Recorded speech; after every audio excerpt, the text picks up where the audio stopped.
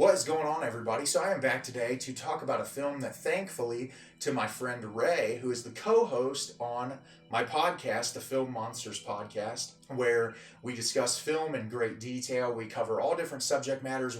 We started last year. We've released an episode a week all the way through the year, so we've got 30-some episodes in the back catalog. It's been an amazing experience. Ray is a wonderful human being who I respect quite a bit. He has amazing opinions on film. He's a really just great guy. And so if you want to hear me spout off more, get on, listen to that podcast, and enjoy the two of us talking. But we recently did an episode where we were talking about, at the time it was released, what our favorite films of the year were. And one of the films that he mentioned was a science fiction film called Vesper, and I'd never heard of it before, other than when he mentioned it around the time that he was going to see it, and he spoke really highly of it on the episode, and so I was really looking forward to checking it out.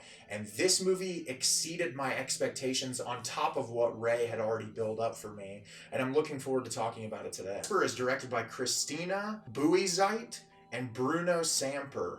After the collapse of the Earth's ecosystem, Vesper, a 13-year-old girl struggling to survive her paralyzed father, meets a mysterious woman with a secret that forces Vesper to use her wits, strength, and biohacking abilities to fight for the possibility of a future. So when it comes to this type of a film, this isn't something you haven't seen before, but honestly, you've seen this in the Disney Pixar film WALL-E.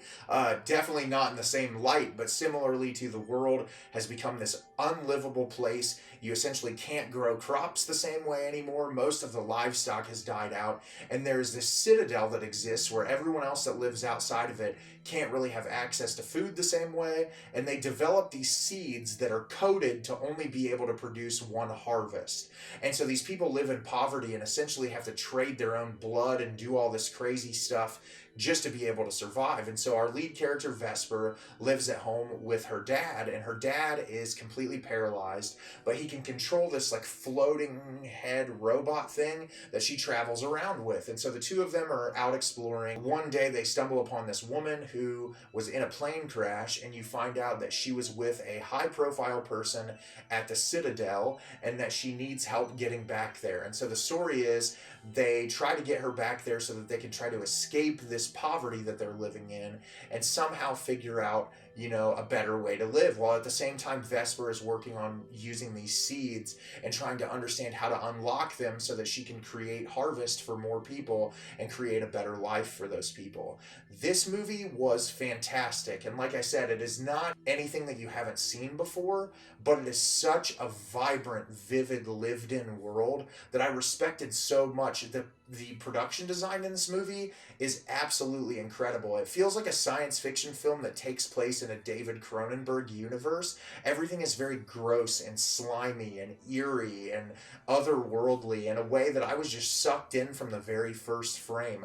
The score to this film is incredibly haunting. It really accompanies everything well. And this movie is very bleak, and it does not pull the punches from the fact that even family members are willing to turn on one another and treat each other like absolute garbage just because it's the only way that they can survive. And I was really surprised at the direction that this film went at multiple moments, where I did not expect it to get as intense as it got in certain situations, and that's really what made me like it even more. It was just so well crafted and well executed in a way that I don't think that a lot of films are these days. And for being an independent science fiction film that was shot on a relatively small budget, this movie looks like a multi-million-dollar project, and that is really impressive. And you can tell that both of the directors in this film had an incredible passion for the art that they're making, and this is such a slept-on movie. I feel like if you're looking for something in 2022 that didn't get talked about a lot, this should push its way up high on your list